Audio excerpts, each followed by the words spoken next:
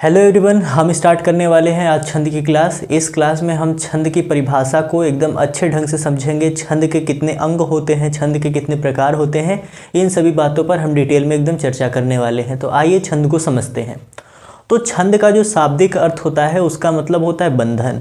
जैसे हम कोई रचना लिख रहे हैं, कोई कहानी, कोई कविता लिख रहे हैं, उसमें अगर हमने नियम बना दिए, जैसे आप कविता लिख रहे हैं तो उसमें कई सारी लाइनें हैं, 3 या 4 लाइनें हैं। अगर मैं कह दूं कि आपको ऐसी कविता लिखनी है कि जिसमें पहली लाइन में 16 मात्रा हो, दूसरी लाइन में केवल 12 मात्रा हो, फिर अगले वाले में 16 मात्रा हो, फिर केवल 12 मात्रा हो, आपको ऐसे ही शब्द खोज कर रखने हैं कि वो लाइन भी कंप्लीट हो जाए और उस लाइन में टोटल जो मात्राओं की संख्या वो केवल 12 होनी चाहिए।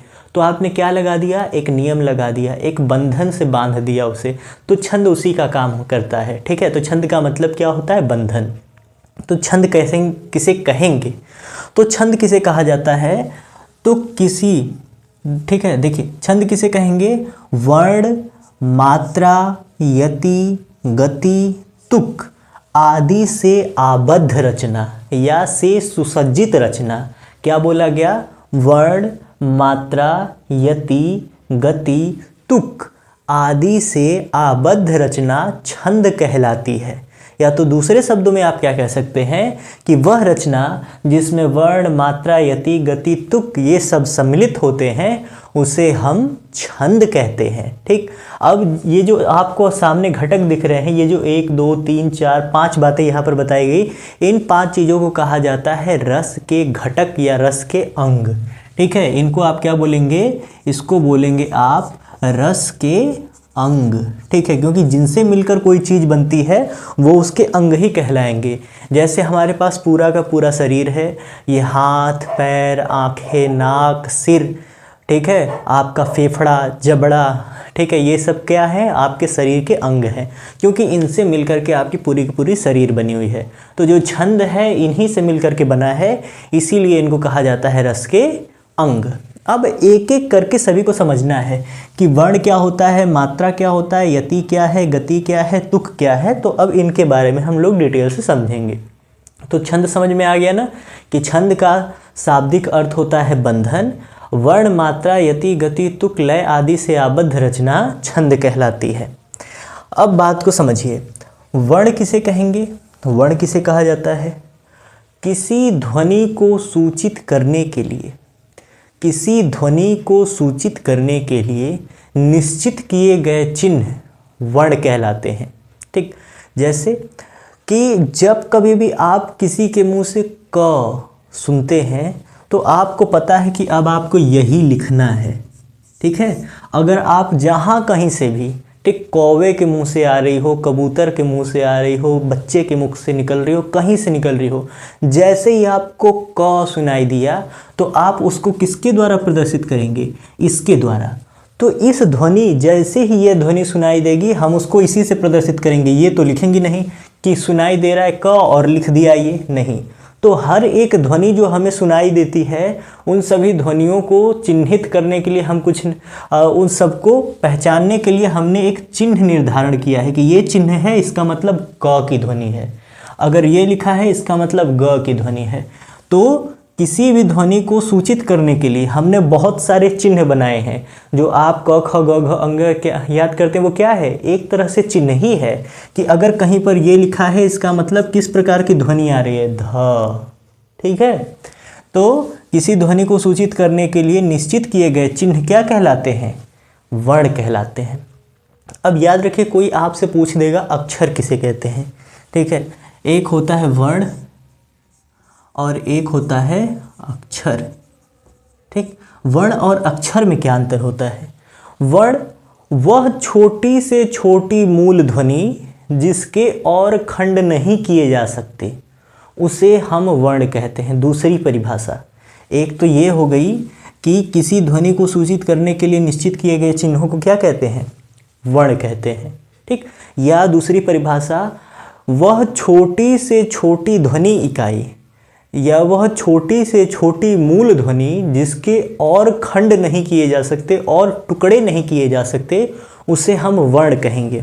उदाहरण के रूप में समझिए, यदि कोई आपसे कह दे कि लिखा है घर, तो घर को आप कैसे लिखेंगे, घ प्लस र, तो दो चीज़ों से मिलकर बना हुआ है। यदि आपको केवल घ कह दिया जाए या क कह दिया जाए तो क को आप कैसे लिख सकते हैं, क बनता है क प्लस अ से मिलकर।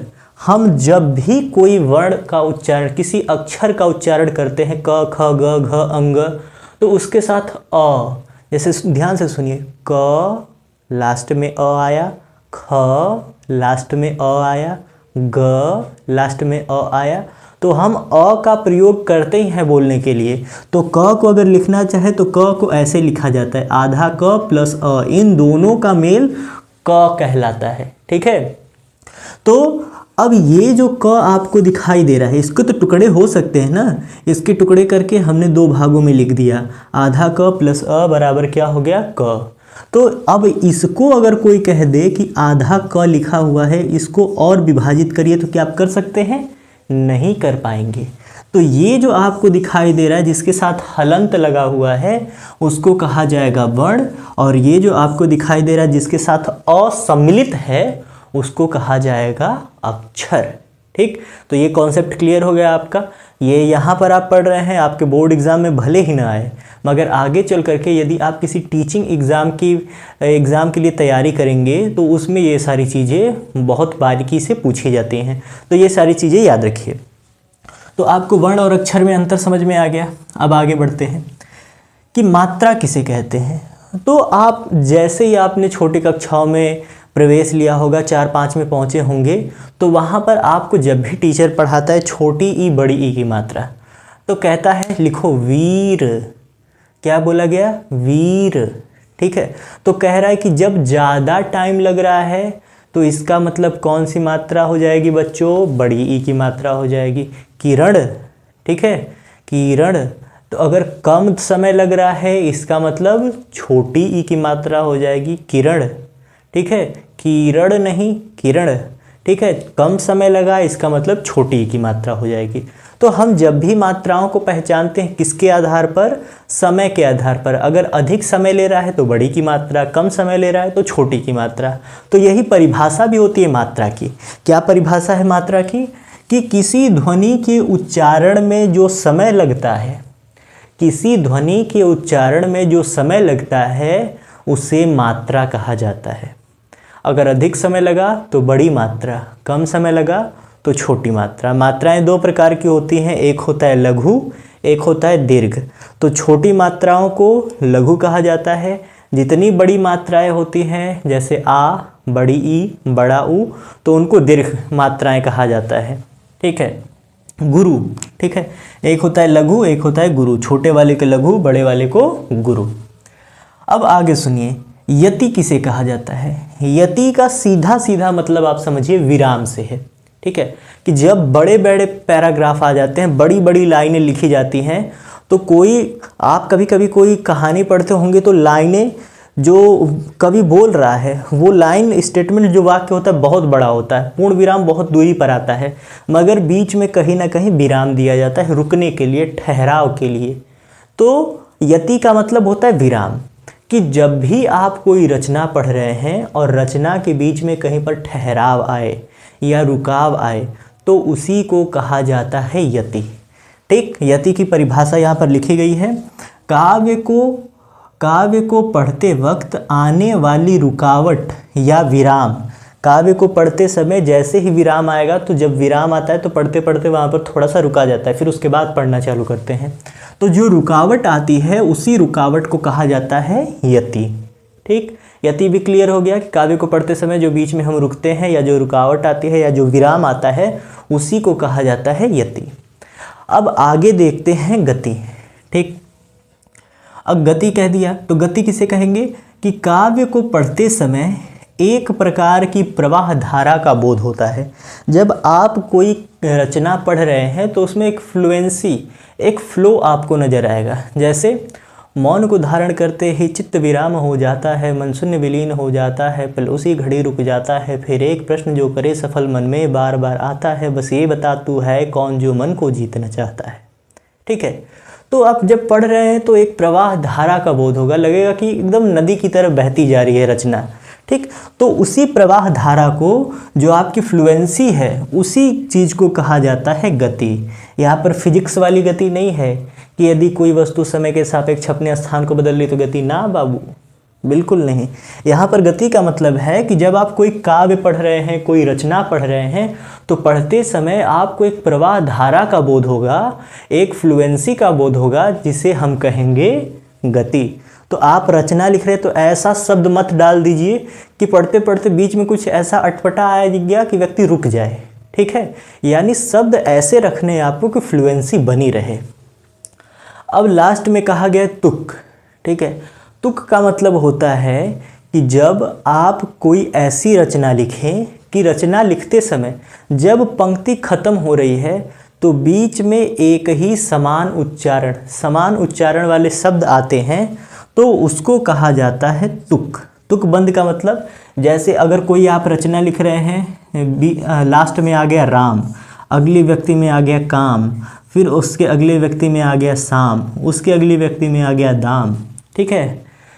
तो जब ऐसी रचना लिखेंगे कि लास्ट वाले जो वर्ड हैं, जो शब्द हैं, वो समान उच्चारण पर ख़त्म होते हैं, तो उसको कहा जाता है तुक। तुकबंदी का मतलब समझते हैं ना, कि लास्ट में सुनने जैसा एक ही लगे, सुनने पर एक ही जैसा लगे। जैसे वीर तुम बढ़े चलो, लास्ट में ओ आया, धीर तुम बढ़े चलो, फिर से ओ आया, सामने पहाड़ हो, इस बार हो आया, या सिंह की दहाड़ हो, फिर से हो आया, लास्ट में एक जैसे उच्चार।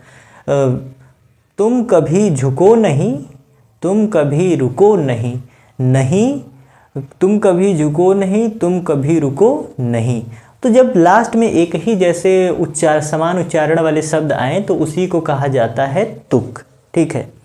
तो उम्मीद करते हैं कि इतनी बातें आपको समझ में आ गई होंगी कि आपने वर्ण पढ़ लिया, मात्रा पढ़ लिया, यति पढ़ लिया, गति पढ़ लिया और तुक भी पढ़ लिया। अब आगे बढ़ते हैं। अब आगे दिया गया संख्या, कि संख्या किसे कहते हैं। कि आप कोई भी रचना लिख रहे हैं, उसमें वर्णों और मात्राओं की गणना को ही संख्या कहा जाता है। वर्ण और मात्राओं की गणना संख्या कहलाती है। फिर उसके बाद गण आता है, कि गण किसे कहा जाता है। याद रखिए, ये गण उनके लिए ज़रूरी है जो लोग आर्ट से पढ़ते हैं। साइंस से जो बच्चे पढ़ रहे हैं, साइंस बैकग्राउंड से, उनको गण को समझने की कोई ज़रूरत नहीं है, मगर जितने बच्चे आर्ट वाले हैं उनको ये समझने की ज़रूरत है, क्योंकि गण जो होता है वो आता है आपका वर्णिक छंद में। वर्णिक छंद में इसके बहुत सारे उपयोग आपको देखने को मिलेंगे, मगर जो साइंस वाले स्टूडेंट होते हैं उनको केवल मात्रिक छंद पढ़ना होता है, तो मात्रिक छंद में गण से कोई लेना देना नहीं है।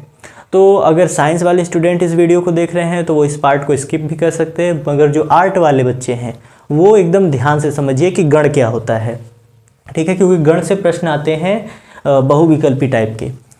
तो गण किसे कहेंगे कि 3 वर्णों का समूह, 3 अक्षर, ठीक है, एक साथ आ रहे हैं, सॉरी 3 अक्षर नहीं, 3 वर्ण से मिलकर कोई अक्षर बना हुआ है तो उस अक्षर को गण कहा जाएगा। कितने वर्णों का समूह? 3 वर्णों का समूह, उसे कहा जाएगा गण। गण कितने प्रकार के होते हैं? गण 8 प्रकार के होते हैं। कौन कौन से? आपके सामने लिखे हुए हैं, यगण, मगण, तगण, रगण, जगण, भगण, नगण और सगण, ठीक है। और इनका क्रम भी फिक्स होता है, ये नहीं कि किसी को आगे पीछे ऊपर नीचे लिख दिया, ठीक है, क्रम भी फिक्स होता है, तो आपने इसी क्रम में याद करना है। अब प्रश्न कैसे आते हैं, पूछना क्या होता है, उसमें पूछेगा कि यगण का गुण बताइए। यगण का गुण का मतलब आपको बताना पड़ेगा। यगण जब आएगा, कोई शब्द लिख दिया गया आपको 3 अक्षर वाला, ठीक है, 3 अक्षर वाला कोई शब्द यदि लिख दिया गया तो उसको आप पूछेगा कि कौन से गण का है। जैसे पूछ दिया गया राजन, ठीक है, राजन पूछ दिया गया कि राजन लिखा है, अब बताइए कि राजन कौन से गण का शब्द है, ठीक है। तो राजन आप पढ़े रहेंगे सही से तब बता पाएंगे। अब इसमें आपको दीर्घ और लघु समझने की ज़रूरत है। जहाँ कहीं भी बड़ी की मात्रा आती है उसको कहा जाता है गुरु, और गुरु को प्रदर्शित किया जाता है, ठीक है, जब कभी भी बड़ी की मात्रा आएगी तो उसे कहते हैं गुरु, और छोटी की मात्रा आएगी तो उसे कहेंगे लघु। बड़े को दर्शाया जाता है यस के चिन्ह से, और छोटी की मात्रा को दर्शाया जाता है एक सिंगल पाई से। ठीक है, एक सीधी लाइन रहेगी, उससे हम प्रदर्शित करेंगे छोटी की मात्रा को। तो अब यहाँ पर कह रहा है राजन, तो रा में कौन सी मात्रा है? बड़ी मात्रा है, तो एस हो गया।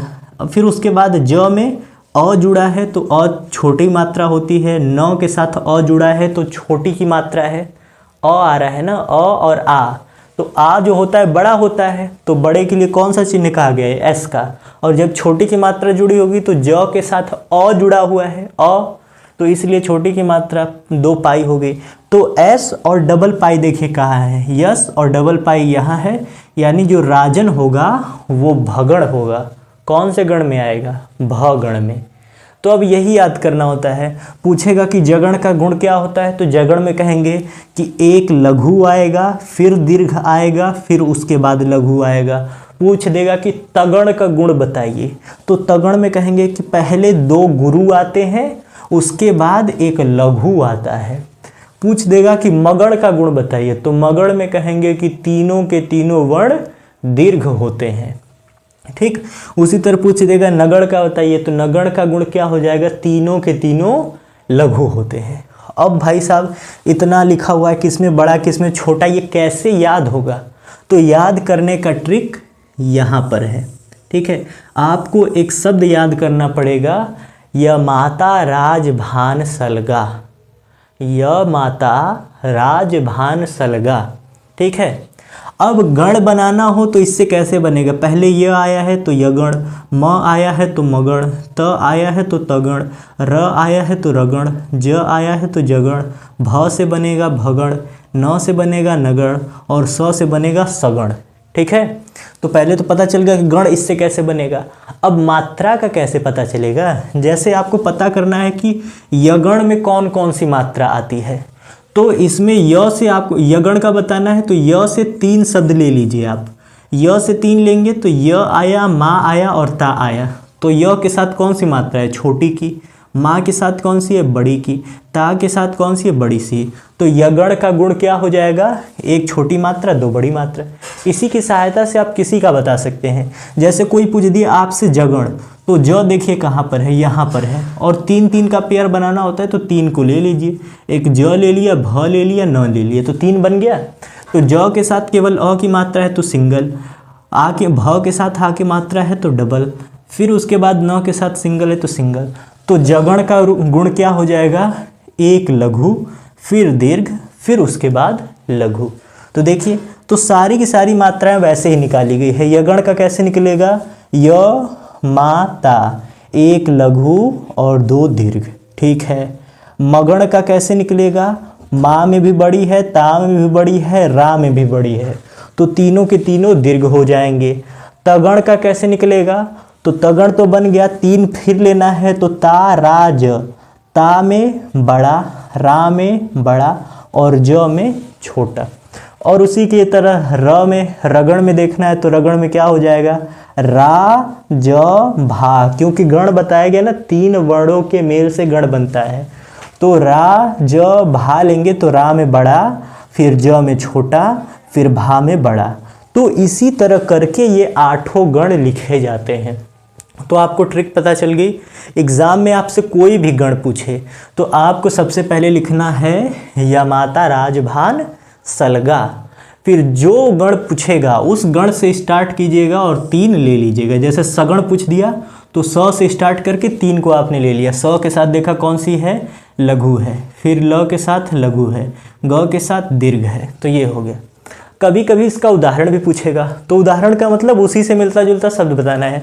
जैसे कोई पूछ रहा है आपको तगण का उदाहरण बताइए, तो तगण में कैसा होता है कि ऐसा लेना है कि शुरू के 2 वर्णों के साथ बड़ी की मात्रा हो और लास्ट वालों के साथ छोटी की मात्रा हो। तो जैसे आपने उदाहरण दे दिया आकार, आ में बड़ी है, का में बड़ी है, र में बड़ी है। ठीक है। साकार, सा में बड़ी है, आ में बड़ी है, र में छोटी है। तो इस तरह 8 गण बनते हैं और 8 गण का अगर गुण पूछता है तो ये बताना पड़ता है कि पहले लघु आता है, फिर दीर्घ आता है, लघु आ रहा है, क्या आ रहा है, तो ये सारी चीज़ें बतानी पड़ती है। और उदाहरण भी समझ में आ गया। इसको कैसे याद किया जाता है वो तरीका भी हमने आपको बता दिया, या माता राजभान सलगा, इससे आप समझ सकते हैं। अब आगे बढ़ते हैं। तो आगे अब दिया गया है छंद के प्रकार कि छंद, ये जो आपने पढ़ा ये था छंद के अंग। अब ये है छंद के प्रकार कि छंद कितने प्रकार के होते हैं। तो छंद 4 प्रकार के होते हैं। एक होता है वर्णिक छंद, एक होता है मात्रिक छंद, एक होता है उभय छंद और एक होता है मुक्तक छंद। वर्णिक छंद किसे कहते हैं? ऐसा छंद जिसमें केवल मात्राओं की गणना की जाती है उसे हम मात्रिक छंद कहते हैं। ठीक, ऐसा छंद जिसमें हम केवल वर्णों की गणना करते हैं, मात्राओं की गणना नहीं करते हैं, उसे हम वर्णिक छंद कहते हैं। और उभय का मतलब क्या होता है? दोनों। ठीक है, उभय का मतलब क्या होता है? दोनों। जैसे आपने सुना है ना, उभयचर किसे कहते हैं? मेंढक को। वो ज़मीन पर भी रहेगा, पानी में भी रहेगा। तो उभय का मतलब दोनों, कि वर्ण भी और मात्रा भी। तो ऐसा छंद जिसकी रचना वर्ण और मात्रा दोनों की गणनाओं के अनुसार की जाती है उसे हम उभय छंद कहेंगे। वर्णिक छंद क्या था? ऐसी काव्य रचना जो वर्णों की संख्या पर आधारित हो, या ऐसे काव्य जिसमें वर्णों की गणना की जाती है, मात्राओं की गणना नहीं की जाती, उसे वर्णिक छंद कहेंगे। ऐसा छंद जिसमें केवल और केवल मात्राओं की गणना की जाती है, वर्णों की गणना नहीं की जाती, उसे मात्रिक छंद कहेंगे। ऐसा छंद जिसमें वर्ण और मात्रा दोनों की गणना की जाती है उसे उभय छंद कहेंगे। और मुक्तक छंद का मतलब है मुक्त है भाई साहब, फ्री है, कि इसमें न तो वर्णों की गणना करनी है न मात्राओं की गणना करनी है, जैसे मैंने वैसे लिख दीजिए। तो ये हो गया मुक्तक छंद। तो उम्मीद करते हैं कि आपको आज जो छंद की बेसिक डिटेल है, उसकी परिभाषा के बारे में, उसके अंग और उसके प्रकार क्या होते हैं, ये समझ में आया। और वीडियो अच्छा लगे तो अपने साथ साथ अपने मित्रों का भी कल्याण कीजिए, उनको भी वीडियो शेयर कीजिए। आज के लिए केवल इतना ही। जय हिंद।